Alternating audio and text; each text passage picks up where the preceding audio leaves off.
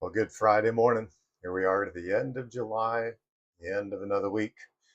The month of August now rolls in tomorrow. Hope you're doing well. School starts soon for many, and very busy time of year. Vacations finishing up, and so a lot going on. I do hope that you're doing well. Hope you can look and see ways the Lord is working in your heart, things the Lord's challenging you by, things the Lord's done, perspectives that need to be changed. All those good things are all necessary for us. And I hope you can see those in your own life.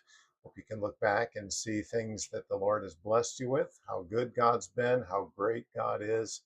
And I think it just tends to shape our outlook on things. I was reading just before I started this in the book of Joel, and I'll tell you what, there's some fearful days coming with the judgments, and Israel, or Judah, really, actually would have been Israel, did battle some of those things, but there certainly is another fulfillment that is yet to come. And then what a terrifying day that is.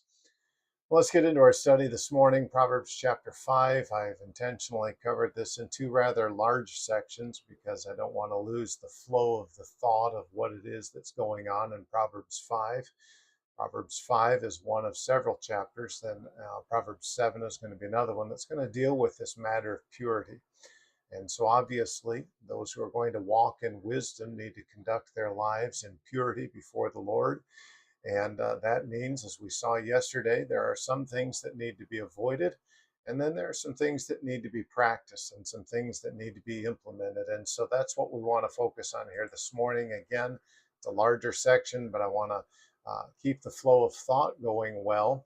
And that way we don't lose that. Proverbs chapter 5, beginning in verse 15, instructed, drink waters out of thine own cistern and running waters out of thine own well. Let thy fountains be dispersed abroad, and rivers of waters in the streets. Let them be only thine own, and not strangers with thee. Let thy fountain be blessed, and rejoice with the wife of thy youth. Here's what we're speaking as the passage begins, taking an analogy that which they'd have been quite familiar with, that of a well or that of a cistern. And the instruction is to drink water out of your own well. Drink the running waters that come out of your well. Let your fountains be dispersed abroad and rivers of waters in the streets. A lot of different suggestions have been made about this, but the entire point of verses 15 through 19 deal with being sexually pleased with your wife. And then the picture is, look, don't go looking for this elsewhere. Don't go searching for it in other locations. Instead, be content with your own well. Be content with your own fountains, your own rivers of water. Don't take these, verse 17, and give these things to strangers. Rejoice with the wife of thy youth. There ought to be a sense in which, as a couple grows older, they're drawing closer to the Lord, closer to each other, and the joy is constantly increasing. That ought to be how things are going. I realize that not every marriage is that way, and not every day is that way. It does take work. It takes commitment to investing in this kind of a relationship, but it's necessary, and it's the biblical response to this. Avoid what he was talking about in verses 1 through 14, and instead maintain this kind of a relationship with your spouse, because this is what is going to truly bring honor and glory to God. Let her be as the loving hind, verse 19, or as a deer, a pleasant roe. Let her breast satisfy thee at all times, and be thou ravished always with her love. Be completely satisfied with her love. And all of this imagery points to a sexual pleasure and satisfaction that is to characterize the marriage, that is to result in pleasure, that is to result in fulfillment, that is to result in the union of these two individuals drawing even closer together, closer to the Lord. This is how God has intended these things. To abandon this and go outside of that, verses 1 through 14, is only to bring danger to the reality of your situation. And again, now as we live in a very promiscuous society, there's a reality about the bond and the strength that our marriages need to be sure that we are truly bringing honor and glory to the Lord. Why wilt thou, my son, verse 20, be ravished with a strange woman and embrace the bosom of a stranger? Clearly, this is not God's intent. And the question is asked, why would you even do this? Now it goes on in verse 21 and it says, here's a great reminder. And obviously, in the context, we're dealing with the matter of sexual sins. But he says that the ways of man are before the eyes of the Lord, and he pondereth all his goings. We may feel as though we're getting away with something as far as man is concerned, but there's a reality behind this that God sees it and God knows these things. Now, this can, as we've shared before on previous occasions, this can be something that can be a great encouragement. If you are feeling as though everything that you do is overlooked and you are insignificant, let me remind you that God knows and sees everything. Now, the context in this, however, is intended to be an incentive to do what is right, because there's a reality that God sees all of these things and God knows all of these things. God is well aware of the steps that we are going on. And so, because of that, even though we may be able to fool mankind, there needs to be a sense where we are being governed by the Lord and by, as Proverbs talks about, the fear of the Lord, which he has already stated as being the beginning of knowledge and the place where all of this begins.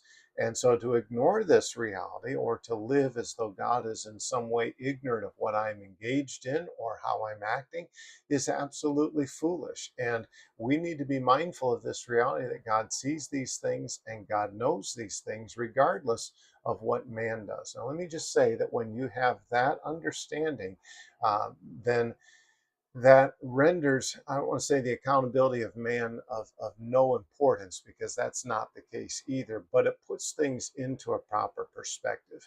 I can't get away with it with God. I may be able to get away with it with man, but I cannot get away with it with God. And so when I recognize that, then naturally I'm going to strive to live a life then that is going to be pleasing to the Lord. It goes on in verse number 22 and 23, and it becomes very clear that the individual who, and kind of reiterates what we already saw in verses 1 through 14, that the individual who chooses to engage himself in immorality and adultery is going to end up experiencing the consequences of that decision. Verse 23, his own iniquities shall take the wicked himself, and he shall be holden or entrapped with the cords of his sins. Well, the thoughts are, well, if I go and I can do this and I can be free. No, it's actually going to be ensnaring. It's actually going to produce a greater level of bondage. And incidentally, sin always does that. Romans chapter 6 is very clear that the one to whom we yield ourselves, we are servants to obey.